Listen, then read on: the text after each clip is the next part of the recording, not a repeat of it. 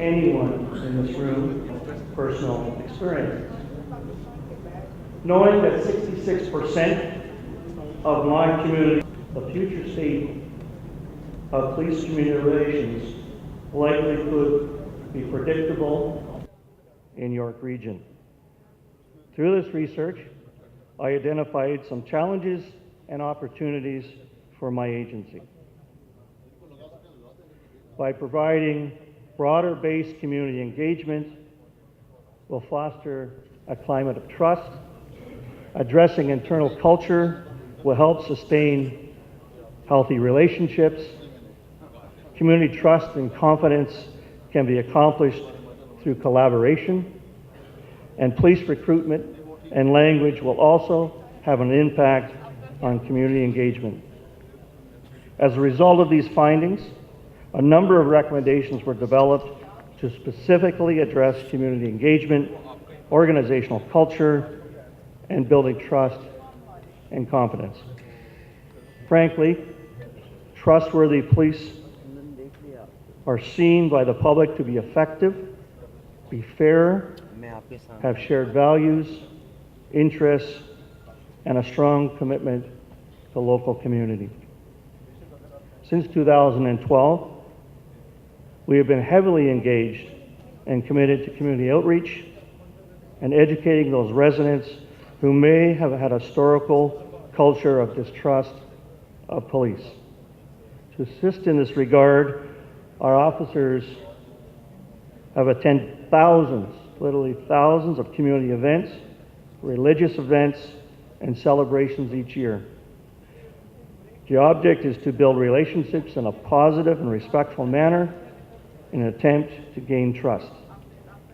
By educating communities on the role and the responsibility of police, we have found by attending and hosting events that there are more important things that need to be done to build on trust. In fact, we host or attend hundreds of cultural celebrations each year, and thousands of citizens have joined us at events that we host. And here is just one celebration. We hosted as an example. Is to ensure that citizens feel safe and secure through excellence in policing. With the motto, Deeds Speak, their mission is to make a difference in the community. Today, our focus is on how these objectives are achieved. We also bring you moments from the International Day for the Elimination of Racial Discrimination, organized by York Regional Police. If you have not built trust and confidence in community, stepping forward to work in partnership to make sure York Region lives its mission, making sure that people feel safe and secure. If you're not able to build those partnerships, things are going to go adrift here. So for us, diversity becomes one of those things that it's at the forefront, one that we continue to develop programs to interact with our diverse communities. We also hope that in the long run, everybody else will go out and do their own events to show that we all live in harmony, in peace, and that racism plays no part in our lives. Today is really the culmination of a couple of things.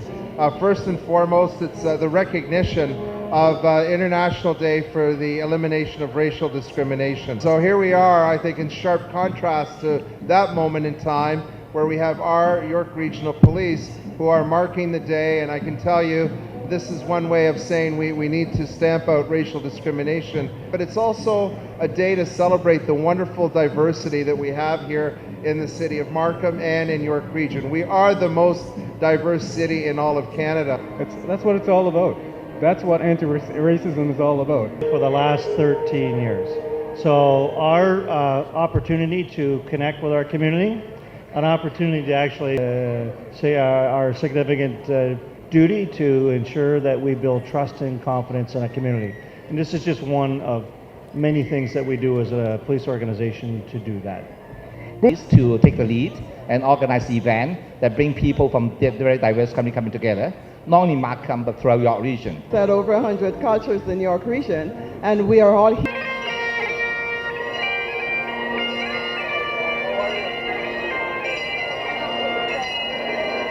I've been a member of York Region Police for the past 25 years, and over that period of time, I've worked with Chief Jolliffe in a number of different capacities. He understands diversity, and he understands the importance of diversity in policing a global village like York Region.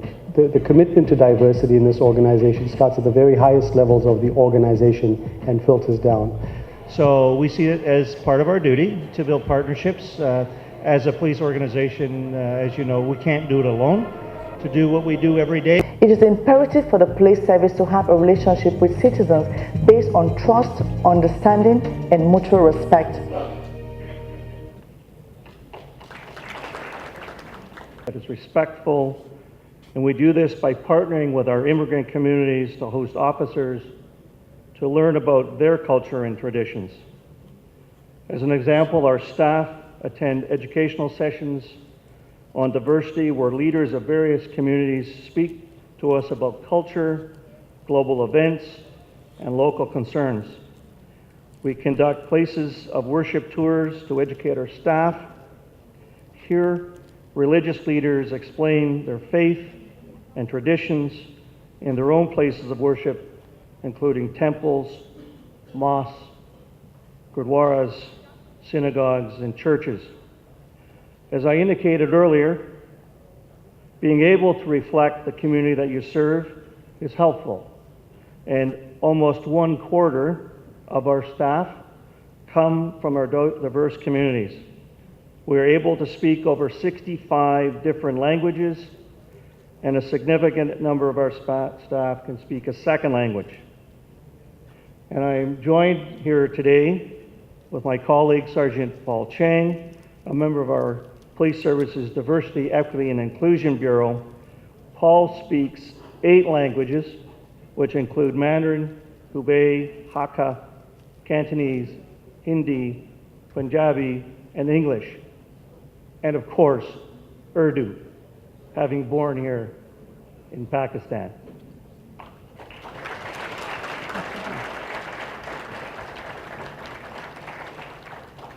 Additionally, we encourage our officers to engage the newcomer community at least once a week at our 5 immigrant welcome centers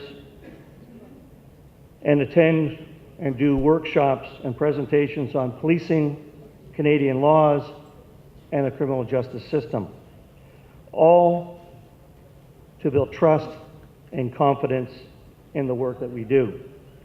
I'd just like to show you another short video, lighthearted video about 2 officers going into one of these immigrant welcome centers.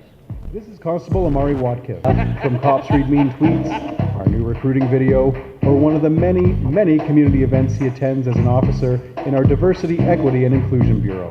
Yes, sir. How you doing, sir? I'm okay, my good man. Good to see you. And you give a lot of hugs. Very good. Covering everybody. Yeah. They can be a little weird, so you have to know there's a limit to the hugs. But What's the hug line? Do you have a daily hug limit? Or? you know what? It's almost like if the person initiates the hug, then I know the hug door is open. The hug door. And when the hug door is open, I grew up in Jane and Finch. It was more of like crime and punishment. They would come into the area only when there was a reason, and never just to come and say hello. So that might have been one of the reasons why growing up, my mom never really had a positive opinion of officers, because you would only see them at the negative times. But coming into this unit and being in here for the last 2.5 years, I was able to learn a lot from the community. Like, they teach you a lot. You just have to listen. So the work you do in those communities that's the job. I mean, you're always doing it, right? Exactly. One of the community agencies that we tend to interact with on a regular basis is the welcome centers. So we have 5 welcome centers that are positioned throughout the region. During the week, we would go in for scheduled drop-ins, and now when we go, it's very easy because they've had an understanding and they have a trust for us. Hey, Lillian, this is Andy. Hi, Andy Patton. Nice to meet you. Hey, Simone. What's this guy's name? It's a great idea. The fact that they have these welcome centers, they do tons for the newcomer community. And when you go, you'll see it. What does it bring to the people that are Smallest guy.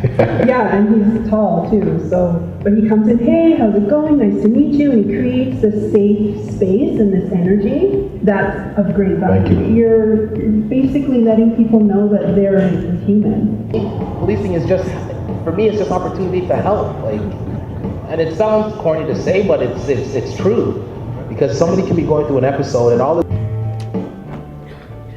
The leadership approach that we have taken has strengthened our commitment to servicing our citizen confidence with our new immigrant communities, has translated into building trust and confidence in the work we do, and proud to say that we've been recognized as a top 100 employer in my province for 3 years running, and this last February, and we have a satisfaction rating from our community of 95%.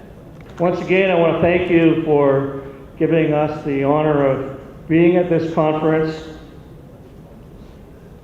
Rahat, Shukriya. Pakistan, Zindabad. Canada, Zindabad. Thank you. Thank you, Sage. Yes, and next we'd like to invite Mr. Samir Dosa, the President of Canada-Pakistan Business Council. Ladies and gentlemen, may the relationship between Pakistan and Canada and make future collaborations continue to be fruitful.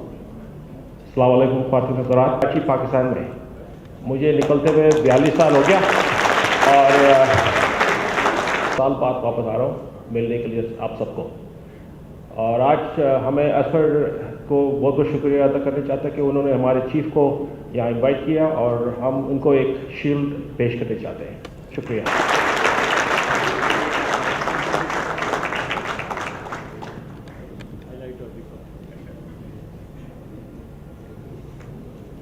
Thank you so much to our Canadian friends, ladies and gentlemen, and would like to ask Mr. Asfar Ahsan, Mr. Sohail Aman, the Chief of Air Staff of Pakistan's Air Force, and also Mr. Muhammad Jawed Ahai, the Chairman of also our host, which is the Martin Dow, to please come up on stage, and with CEO of Sint Ingro Coal Mining Company. Ladies and gentlemen, our host and our guest of honor would like to hand out a token of appreciation.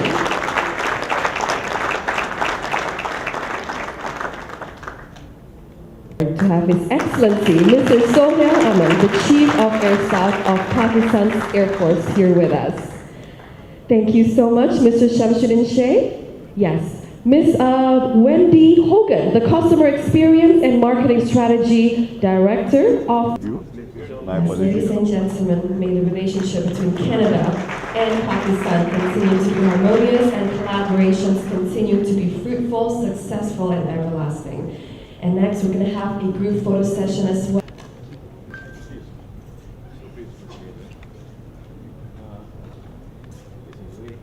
Ladies and gentlemen, once again, please give our excellencies the biggest round of applause.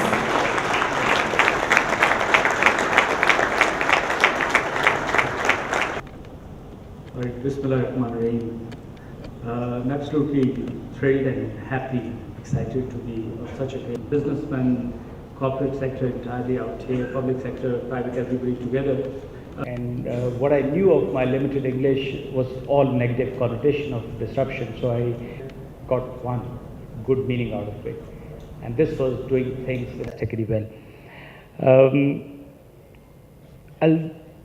What I'll do is that I'll talk a few things about the leadership that I experienced during my career, and then you can take your own inferences out of it and in your own organization, because in my mind the basic principles of handling any organization continue to remain the same, and then you can apply them in your own way. And these principles are not new. The only way is that how are these applied, and you can make any inference out of it. My father was my mentor, and when I became an air commodore and I was permitted to command a base, he said a sentence to me and I didn't quite understand. He said, "God has made you big, become big." And I said, "What's so big about it?" Yes, I need to become big. But I think that's where the catch was. He was a great thinker and a government official. He did explain it to me in the years to come. As a leader, you always need to get out of the trivialities. And you really need to see what is trash and where do you need to focus. If you are a strategic thinker in any particular organization, you take your organization forward. And what is the vision? And the things which look very difficult and very challenging, actually they're not. You really have to pick up the good theme for your organization. You've worked there for such a long time and you need to take it forward. So it's all about leaving what's unnecessary, and it is all about thinking big. I think that takes you forward. And then becoming big is in any particular organization. How do you become big in terms of looking after your subordinates, the destitutes, and now not only your organizations, but how far can you increase your spectrum? We in the Air Force look at our people, all right, but then during the first 3 months I realized there is a national responsibility on the Air Force, and that's about imparting education and bringing jobs to people, and of course spreading a lot of good, and we did work on it, and I'll talk about in the latter part. So become big and do something which is important for the society and the community and not only your organization. I think Steve Jobs, I'm a very fond admirer of him, and he said that you must have a burning desire of making a dent in the universe before you leave. But then a lot of us think that how can I make that dent, and I handle such a small, no, you do, but you can. And it comes very quick and it comes easy. It's not too big about it. And I'll talk about those issues. You really have to go beyond the call of duty. It's a 24/7. If you become leader of an organization, it's a responsibility, it's a commitment, and it is a 24/7. And what it brings out is you need to have exceptional stamina as a leader. And when you talk of stamina, of course, it's the physical stamina, because you need to be physically well, healthy, to make sure that you deliver and your mind continues to work. But then it is, what I've learned about the stamina is that you need to make the right decision in the stressful environment. You will get stresses, you'll get challenges, but that be it. How much do you keep your mind under control, your wits about, and make the right decisions? All right. Few very basic principles that any leader would have, and then we'll go on what we did in the Air Force, and you can analyze for yourself. I think you're so visible in an organization. You just can't be invisible when you are into lead positions. And whether the organization is small, you're heading a small unit, you're very visible. And every act of yours is noticed by every individual of your organization. You can't pose. You should not pose. Be there you are, the way you are. You'll make mistakes, that be it. But your people should know that you're a man with integrity and honesty. And integrity, there are a lot of definitions. I don't understand a lot of them. But I think integrity is all about doing the right when nobody is looking at you. And just keep doing right, and you just keep moving. That's something important. Leadership is all about giving credit to others. If ever the word I start to come in your speech, you need to check. It's not you. It's those people who make that happen for you. I think I'm reminded of 1974, NASA, that's the year that I joined Air Force. And it's an excellent example which kept out there in my mind. The NASA went to push a craft to the space, and it failed. It fell in the ocean, and the head of NASA went out to the media and he said, I'm at fault and we'll fix it. And the nation's expectation was very high. He said, fix it. 2 years down the line, they come back again, they do this, it's a success. And you know what he does? He puts the project in charge to the media, and he says, he's the man who did it, and he walks out of that place. Look, what an example of really encouragement. They're the people who really make it happen for you. It is their encouragement which makes it happen. This is what you need to understand. In an organization, you need to develop the purpose of being there. It gets very simple for us, honestly speaking. We in the military we talk about nationhood, and in fact, we all belong to our nations. We really want to serve our nations well. We want our nations to progress, and that's actually some very important catalyst. If your organization knows the reason for being, and every individual understands what is he exactly doing and what is the objective and the purpose, and his party to the decision making, they'll always be with you. They'll always come up with ideas. They'll always come up with, so what it leads to is, it's a free communication that you talk about various ideas. We in the military sometimes get challenges out there, but then it's perfectly all right. Don't ever let one of your decisions be known as your decision. While you might have already decided, get people out there, talk out the problem. You might have already sorted out what is to be done, but at the end of the day, give that ownership to them that they made that decision within that whatever body that you have. So it's important that your organization understands, every member understands the purpose, and every member is part of the decision making, and that is how you need to make it happen. Very quick point about caring for your subordinates. We have a variety of people, various degrees, starting from low-paid employees, which every organization has. And I'm also reminded of Coca-Cola lost their head, I think, say, mid-80s, and they wanted the next CEO in. And this guy was sure to be, because he's the most experienced. And the board sat down and they said, do you know the man's name who brings you up and down every day in the lift? And he said, what does it have to do with my business? I said, we need to know how many children he has. What is his financial status? Look at the mindset of the people. If you do not get, and of course he didn't know that, and he was not appointed as CEO of the Coca-Cola for the reason that he didn't understand his people. It's so important. And believe you me, I've been just 3 years into my Air Force command, and I've learned so much on this. Don't think that few of the people in the organization are important, favorites. No, no, no.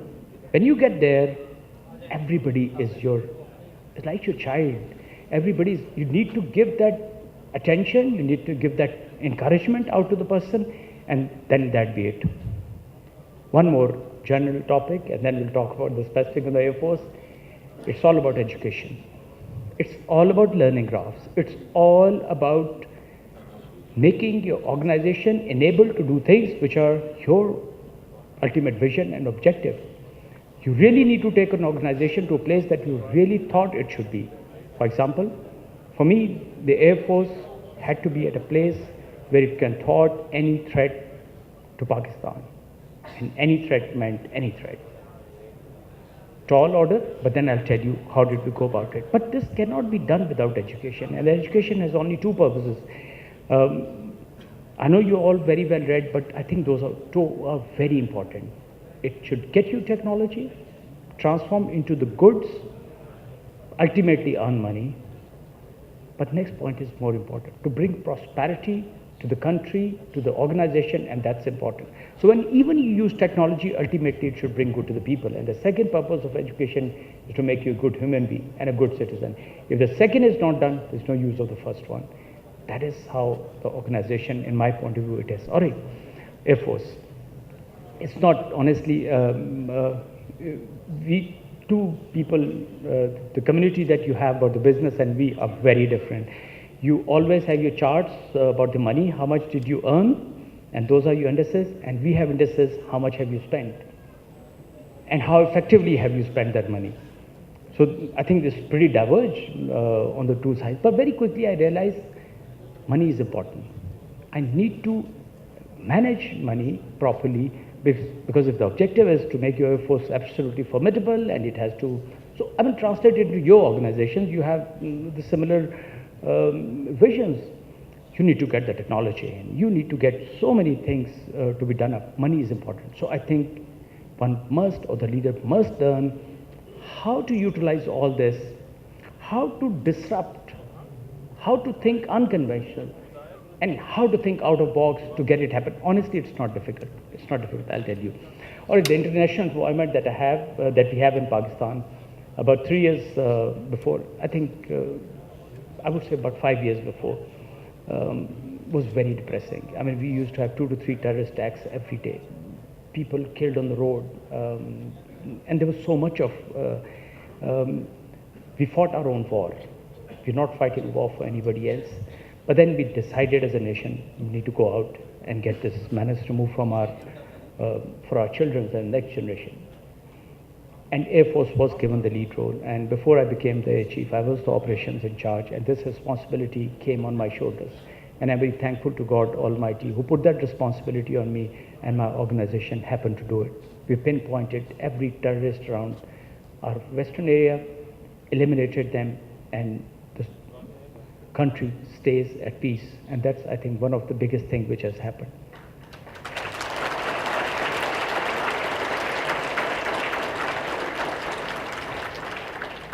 I'm honestly not euphoric, but name one country in the world. Name one country in the world which has handled the terrorists, this magnitude of terrorists, and got them off their back. We're determined to make the fence between the two borders, and what we're saying is that we should continue to manage within our own countries. And I think coalition forces need to do a lot more in that area in Afghanistan to make it stable.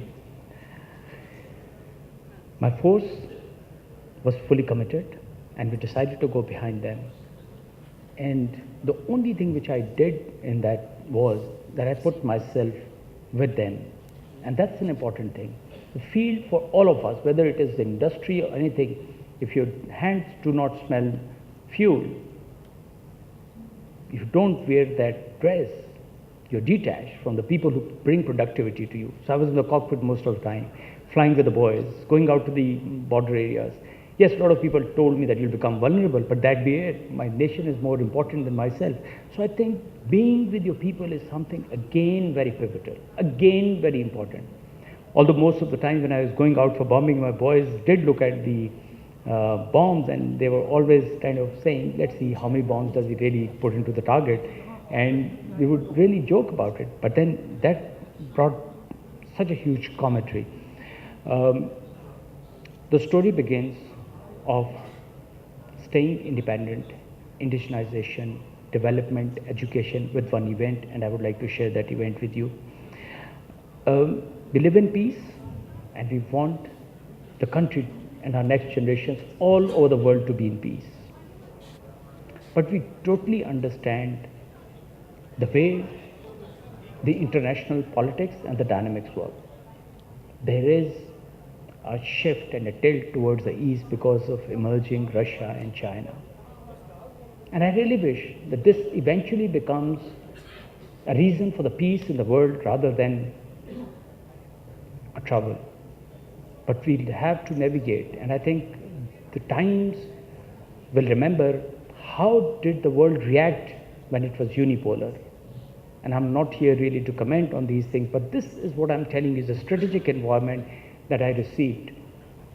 And I said, we need to be independent. We do not have to be dependent on even the best of our friends. I need to stand on our own feet. And what we had was development of a basic simple jet, a JF-17. And the aeroplane had limited capabilities.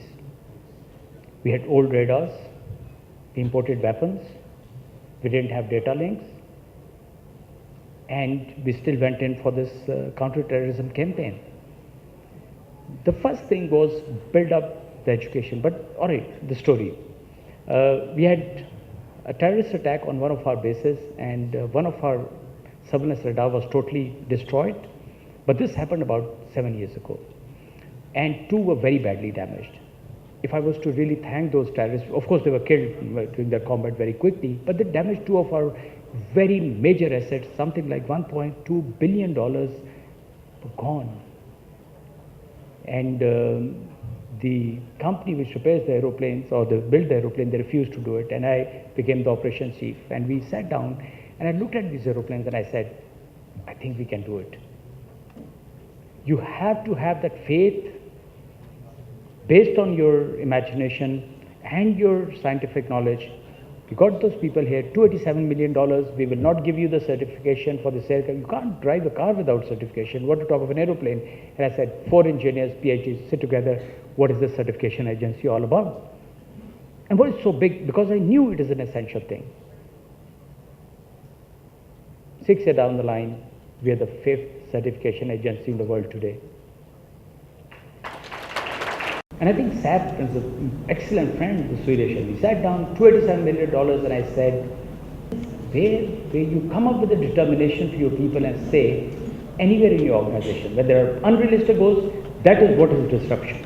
People, I said, open up the aeroplane. What's so big about it? And we began. SAP came back 1 month down the line. In gentlemen, both the aeroplanes today are flying $25.5 million.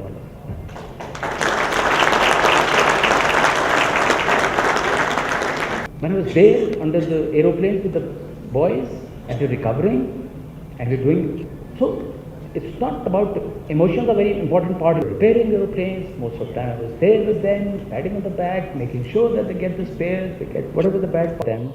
And I am flying the first sortie myself. If the aeroplane goes down, let it be my bad judgment. And I flew the first sortie with this aeroplane. And that's it. Ladies and gentlemen, it's not me at all. I'm very sure it's not me. It was divine. Our country had to follow on that path. So while we were fighting the terrorists, this was going on in parallel. We quickly went on and I said, what is so big about these huge technical precision weapons? Because, you know, when you're attacking the terrorist, it's possibly in a street, it is the 3rd house in the basement where the terrorists are.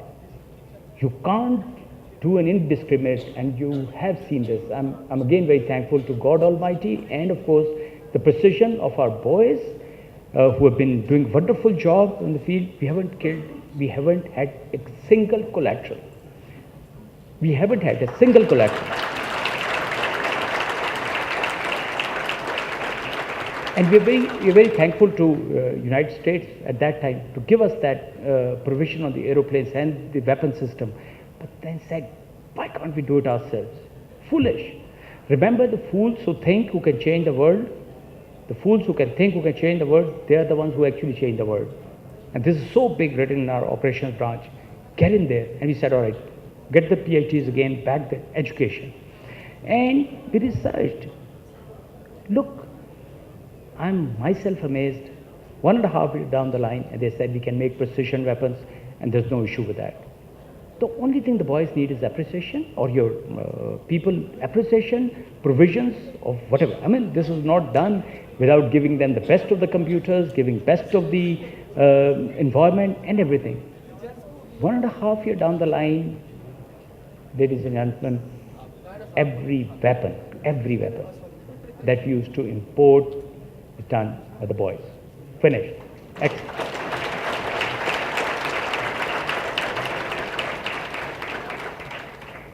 My lesson is, you will all have challenges in life. You will all have challenges in your organization. The art of leadership is, how do you convert that challenge into opportunity?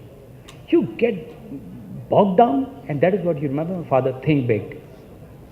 And honestly, I did not get into the trivialities of lot of technical details. You just have 24 hours. You need to think big, you need to make environment right, you need to appreciate, you need to get some money out there. And then all these weapons which are made, they bring you money. Now you export them. The JF-17 today with these weapons is, alhamdulillah, 4 domains much better than the F-16. It's got standoff, it's got anti-ship, it's got the precision weapon, it's got the old data link, and that's it.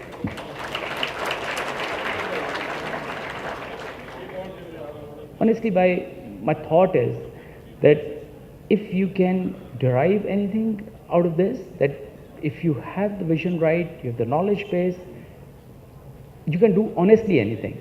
And this continued. And there were issues with our air-to-air refuelers because nobody would service them. They were due for overhaul, all 4 going down. The pods, they wanted $1 million for each pod. We had 13 of them. I didn't have money. Open them up. What's so big about it? Now we had the certification agency, and they certified every pod. Today, all the air-to-air refuelers, all the pods, Scotland to Zaire is the name of the boy. Remember these boys by heart because you need to know these people, those who work this out for you. On the 14th of August, our National Day, I put all these people on the national media and I said, they're the boys who have done it. And I think till date, what they said was very, very important. When your subordinates work and do things for you, you need to not only appreciate them, you need to put them there and, appreciation. And next day morning, they were there when I came to the office and they said, the last night we thought that you put so much of responsibility on our shoulders. If you really made us the national heroes that we can do all this, we can't possibly sleep. And I think Air Commodore Rizwan, I remember, he said, sir, I couldn't sleep the entire night. You put so much of responsibility. This is what it is. And ladies and gentlemen, the last point, when all this was happening, we decided to have a university very close to our factory. I'm not a businessman, but I understood, and I think that's where a lot of our businessmen need to pay attention. We've already kick-started this, so I wanted the industry and the academia to be together. That was the thought. The presentation ended by saying that it's non-viable. You'll not have students. It's an old town, which is 1 hour drive from here. And the last recommendation was, don't make it. And I still remember very clearly because Vice Chancellor was sitting there that day. I said, you're right, but why don't we make a town out of it? And everybody laughed. I'm okay. When people laugh, enjoy it. Because you've talked about disruption. Actually, everything was already there. We had industry, we put the university, put the design center, and put the certification agency together. I've had an experience of being friendly to a lot of air forces. The chiefs of all the air forces are good buddies and friends. I've seen this, but not even in a single air force. I mean, I have a lot of respect for all of them. Not even a single air force, you have all these 4 clubs together under one roof.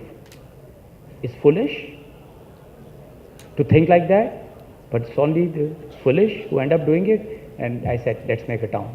And the next question, the Vice Chancellor asked me, where's the money going to come from?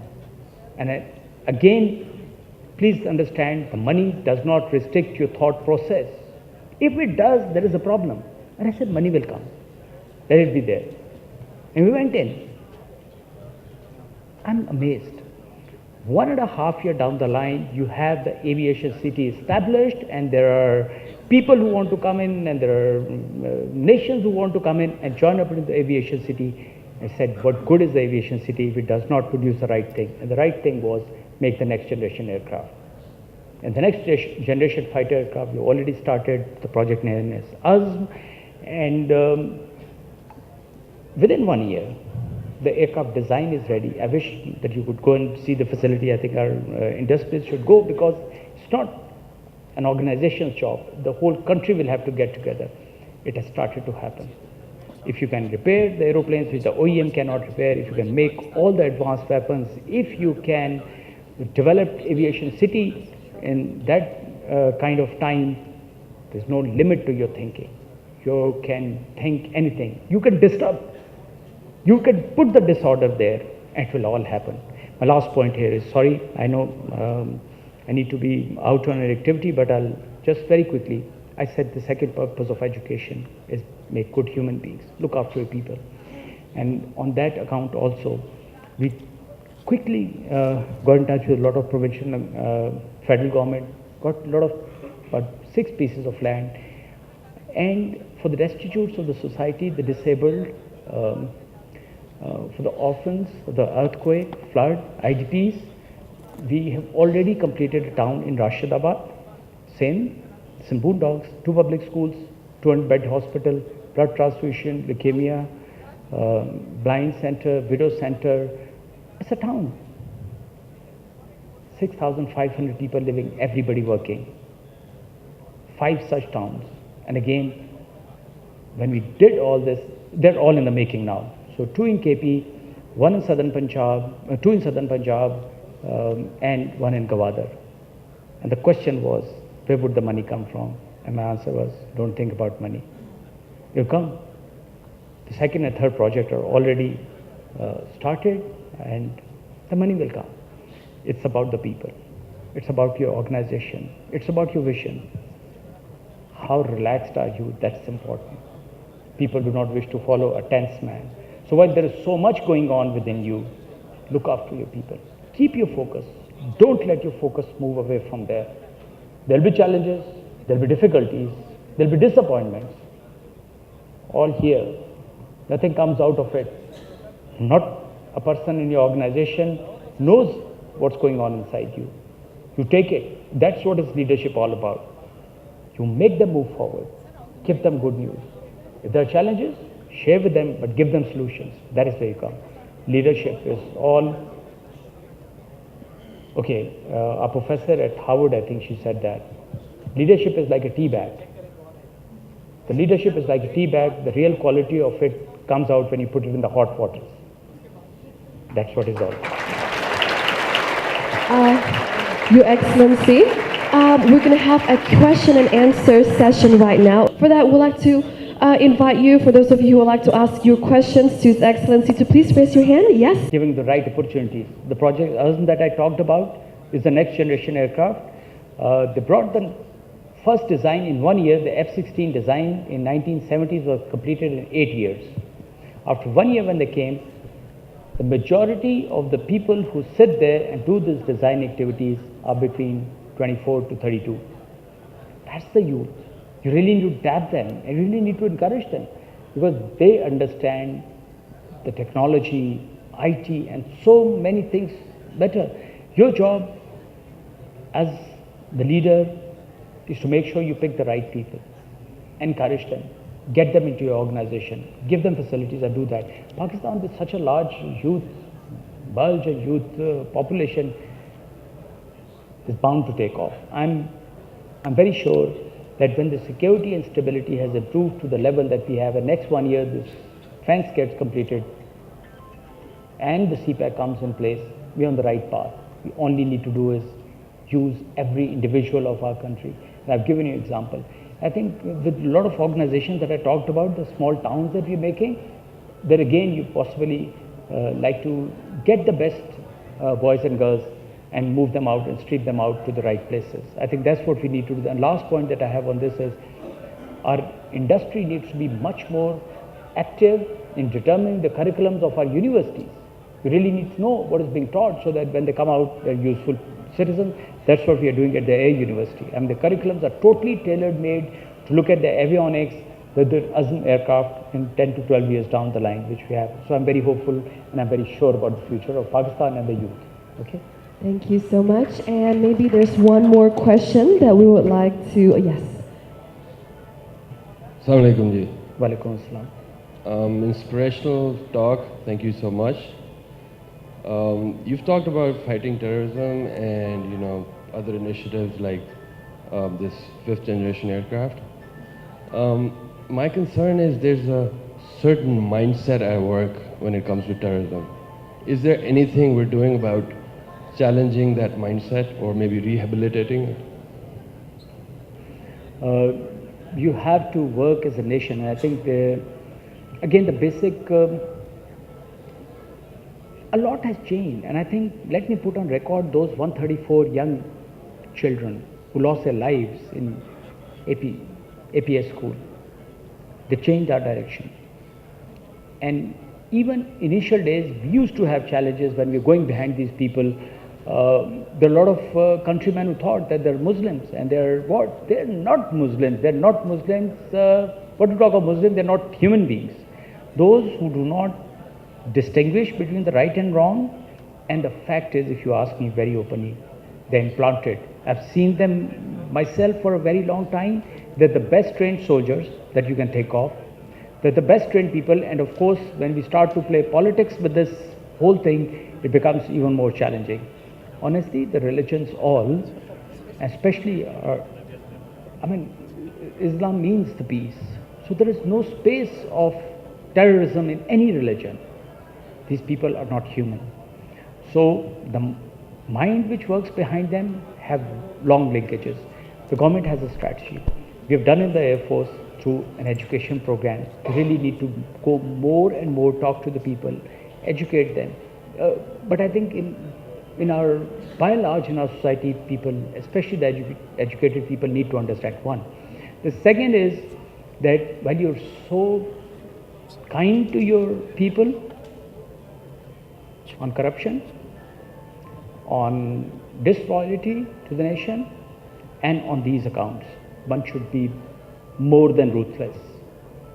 And that's about it. So while you educate people, be ruthless to anybody that you catch, and you must catch the right people. Okay? We can have one more question if you want, I think. Okay, I guess. Miss? Hello, yes. Assalamu alaikum, I'm Sidra Iqbal. I was listening to your very inspiring. It would be very simple. I'd like to know, in your wise opinion, what do you think are the 3 greatest challenges faced by Pakistan in the year 2018? Okay. Thank you. Is education. We're doing a lot. We need to do so much more on the education. I put education ahead of the economics or the finances. The second is the economic state of the country. Please remember, 3 years down the line, we didn't have this priority. 3 years down the line, we're talking of security. So now, alhamdulillah, with the security environment has improved to a level that you can focus on these areas, I think it's education. It's about bringing the finances and economy. And the last point I have is organizational structures. And organizational structures, what I mean is, because I've seen now quite a bit of public and the private sector sitting in the government for a very long time, we're not good at making organizational structures, at making institutions. And again, I remember possibly in one of these institutes, there was a professor who lectured us on bringing institutions.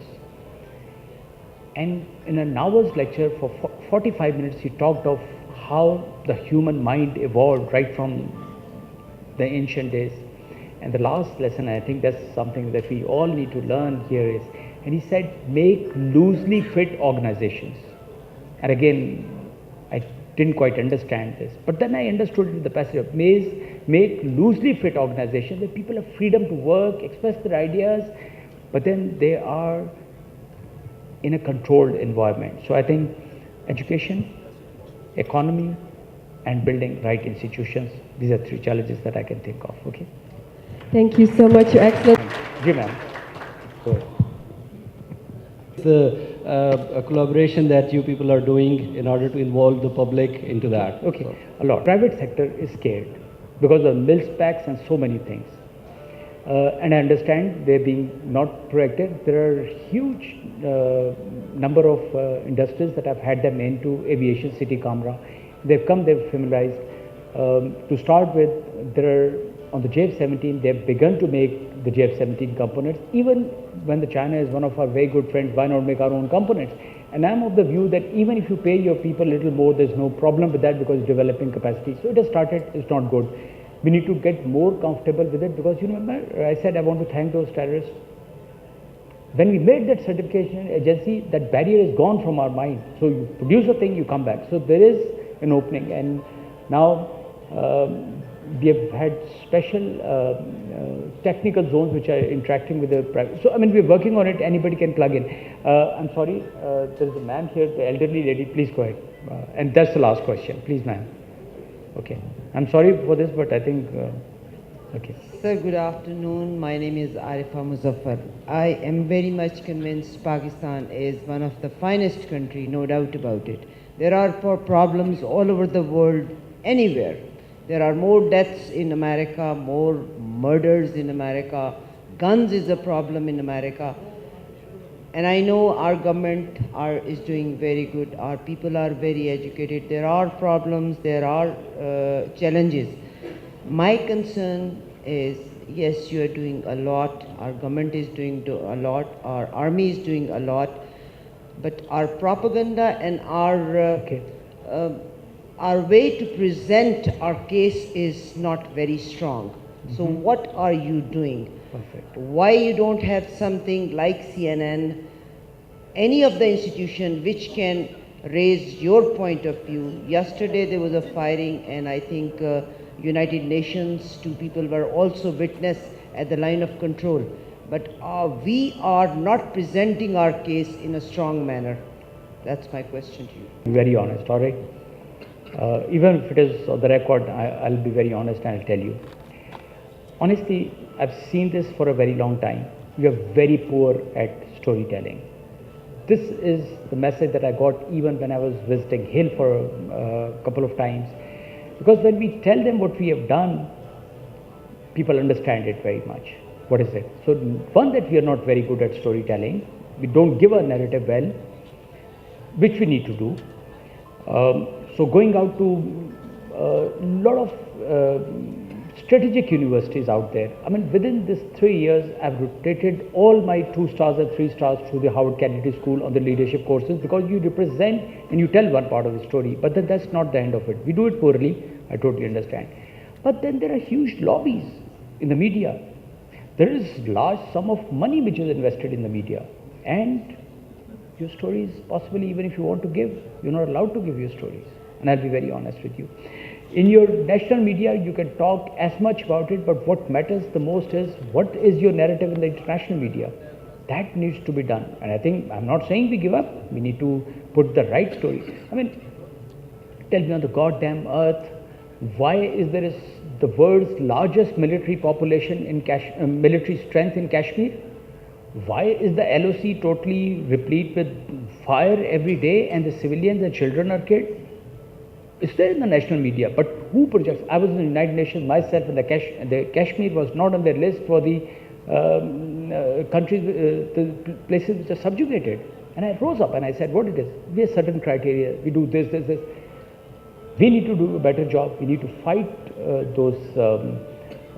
or we need to negotiate with those challenges out there. And you are absolutely right.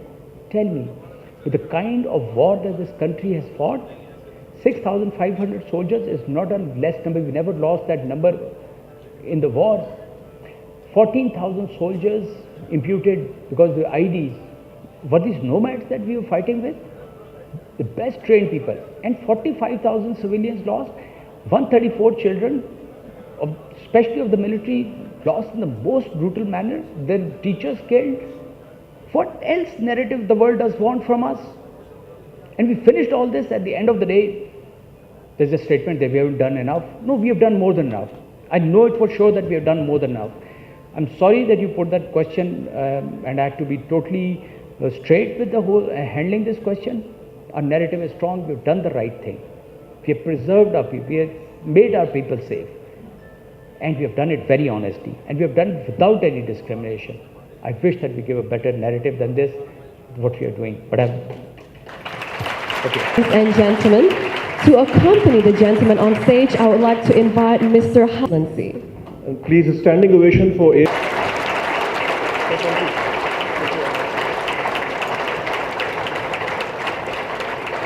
Ladies and gentlemen, Mr. Khalid Mansour, the CEO of HAPCO, is handing out a token of appreciation to His Excellency. We came up with this idea of branding Pakistan under the title of Emerging Pakistan. Nation can reach its true potential without a matching perception, its brand image.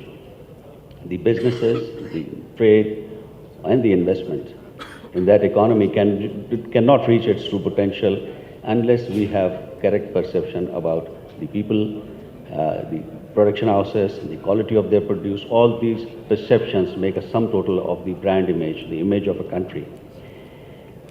And working on image, we think that social media is becoming a very challenging forum of dialogue, and unless we have a strong presence there, we won't be able to change the narrative. It will take maybe several years, as was just being told by the Chief of Air Staff, and he was talking about the narrative.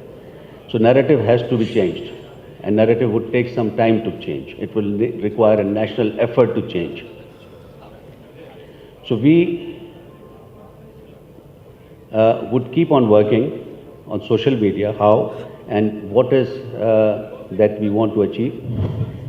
We feel that the perception of Pakistan does not match its reality. Whenever we meet people from the diplomatic corps in Pakistan, they always tell us that you people have not been able to tell your story properly. You have not been able to project your image properly.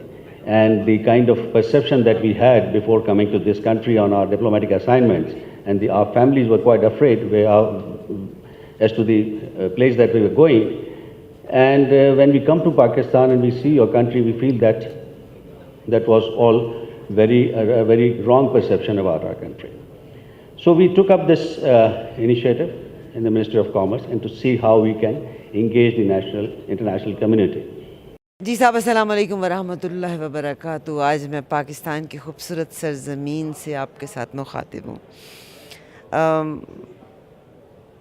بہت سے لوگوں سے ملاقات ہوئی اور میں ہمیشہ سے یہ کہا کرتی ہوتی ہوں کہ پاکستان کا کیس بہت سٹرونگ ہے، مگر ہم اپنے کیس کو پریزنٹ نہیں کرتے. میری کسی گورنمنٹ کے ساتھ کوئی میرا ساتھ نہیں، مگر مجھے پرویز مشرف کی ایک بات بہت یاد آتی ہے. انہوں نے کہا کہ ہمارے اندر والوں کو پتہ ہے کہ ہم کہاں کہاں سے ویک ہیں، اور وہ باہر والوں کو بتاتے ہیں یہاں سے ویک ہوں، مجھے یہاں سے آ کے مارو. اس وقت میں آپ کی ملاقات جس شخص سے اسلام آباد سے کروانا چاہ رہی ہوں، جناب خالد محمود چودھری صاحب، جو کہ P T C L Pakistan telecommunication کے جناب جنرل مینیجر ہیں. خالد بھائی، سب سے زیادہ بہت شکریہ کہ آپ میری پکڑ میں آ گئے. تھینک یو، بہت شکریہ.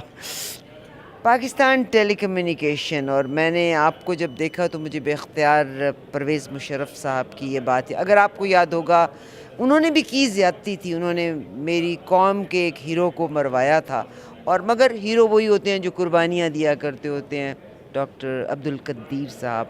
اور آج میں یہاں پہ بھی دیکھ رہی تھی کہ پاکستان کے پاس سب کچھ ہے، ٹیلنٹ ہے، پاکستان اپنے تئیں کام بھی کر رہا ہے، مگر وہ جو 3-4% آپ کے میڈیا اور کمیونیکیشن والے لوگ ہیں، وہ ہمارا امیج بہت خراب کرتے ہیں. آپ نے بالکل درست کہا کہ پاکستان میں ٹیلنٹ بھی ہے، پازیٹیو چیزیں اتنی ہیں کہ جس کو ہائی لائٹ کر کے ہم لوگوں کو پازیٹیوٹی پہ لے کے جائیں، اور ہم اور بھی بڑھ سکتے ہیں، اور بھی ترقی کر سکتے ہیں.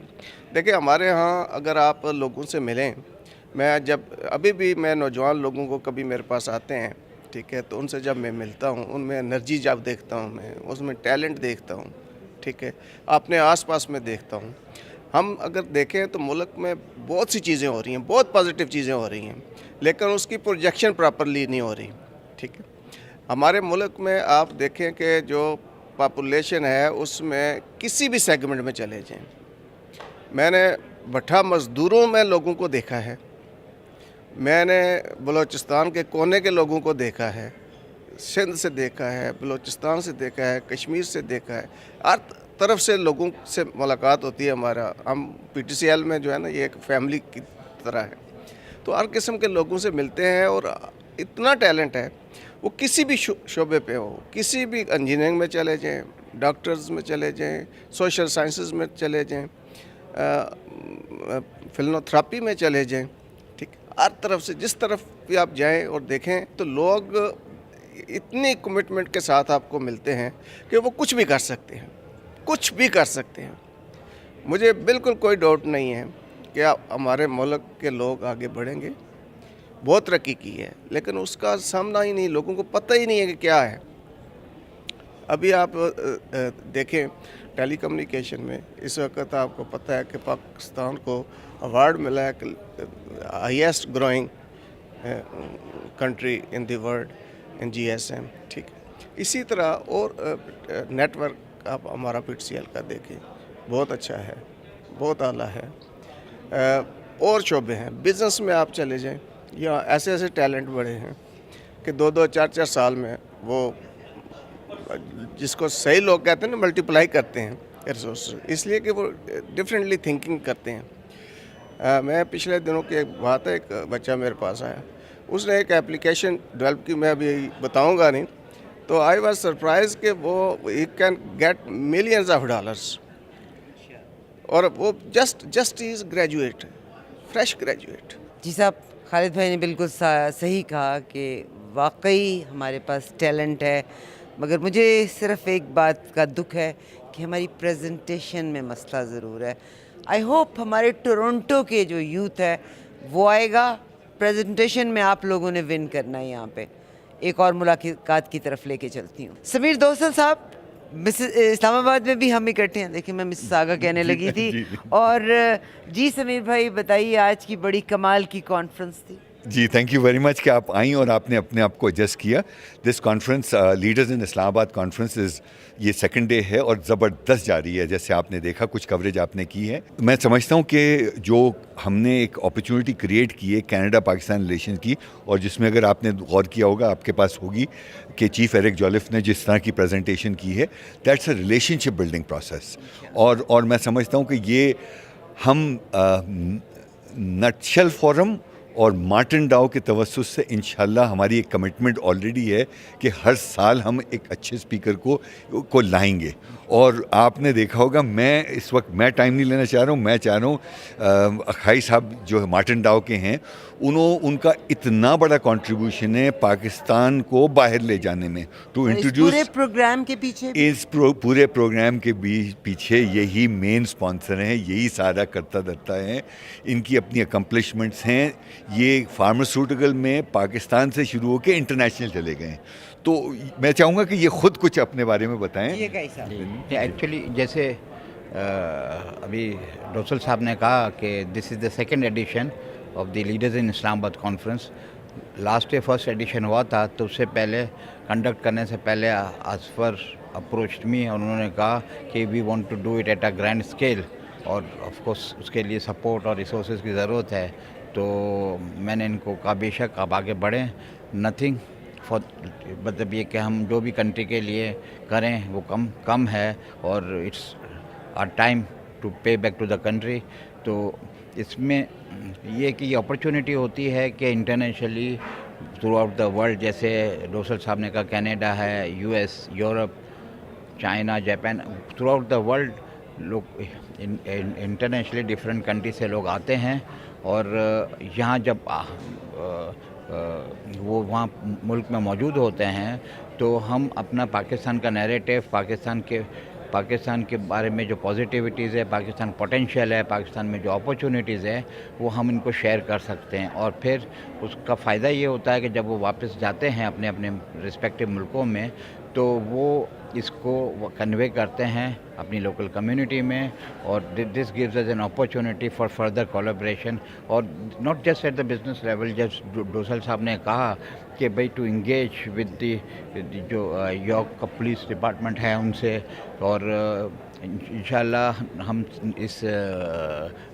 ہر سال اس ایونٹ کو کنٹینیو کریں گے, اور کینیڈا سے بھی ہم ہر سال کرتے اور انٹرنیشنلی اور لوگوں سے بھی. بہت شکریہ سمیر بھائی. اب جو میرا پیغام ہے, اور میں تو بار بار ایک ہی پیغام دیتی ہوں, کہتے ہیں کہ آپ کسی بات کو اتنی بار کہیں کہ لوگوں کا برین واش ہو جائے, اور اس کے لیے یقیناً میں یہ چاہتی ہوں کہ آپ ریڈیو, ٹیلی ویژن, سوشل میڈیا اتنا استعمال کریں. ہم نیگیٹیوٹی کو تو بہت پروموٹ کرتے ہیں, مگر ہم ان چیزوں کو آپ عام آدمی تک نہیں پہنچا رہے.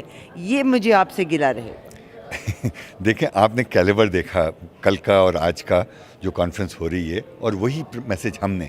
دیکھیں, میں آپ کو پتہ ہے ہمیشہ میں ایک بات کہتا ہوں کہ انڈیویجولی ہم کچھ نہیں کر سکتے, کلیکٹیولی مل کے کر سکتے ہیں. کلیکٹیولی بھی تو اتنی دور سے میں آ گئی آپ آئی ہیں نا. تو یہ ایونٹ ہے نا, دس شوز کہ آپ جو کہہ رہے ہیں ہم اپنا مقصد ہی یہ ہے اس کے پازیٹیوٹیز کو پروجیکٹ کریں. بلکہ انفیکٹ جیسے میں نے ذکر کیا تھا کہ ہم Martin Dow group and Pathfinder group یہ every year Pakistan breakfast conduct کرتے ہیں at the World Economic Forum Davos, January every year. اس سال پی ایم شاہد خاقان عباسی صاحب آئے تھے, اور بلاول بھٹو صاحب بھی موجود تھے, لاسٹ ٹائم راحیل شریف صاحب تھے.